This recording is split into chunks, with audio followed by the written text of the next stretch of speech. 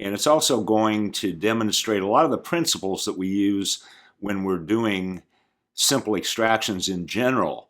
So you can see the placement of that luxator elevator. I'm using it to dig between the tooth and the bone, and I'm now using just real steady pressure, not putting a lot of pressure on that torque movement, and holding it for about 15 seconds. And what that's going to do, it's going to wedge that tooth away from the bone on the side that I'm working, and it's going to expand the bone on the side that we're pushing toward.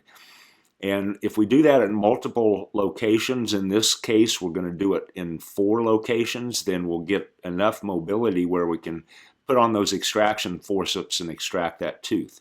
And you see how I'm digging that in with that wiggle movement, and I'm pushing that apically.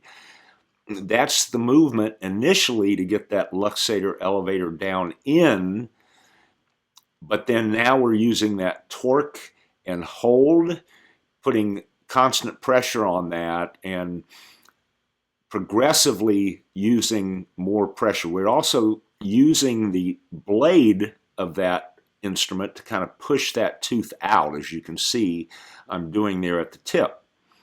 So now we're going to use a periotome. So a periotome is flat. It's not as sharp as a scalpel, but it can be used as a luxator type approach to get down in and sever the periodontal ligament, especially on the flat surface of a tooth like the deciduous canine tooth in the dog, where palatal and vestibular and lingual and vestibular, that tooth is fairly flat.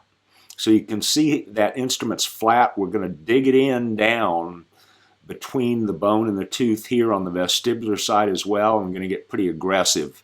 I don't recommend that you get that aggressive unless you've had some experience using this.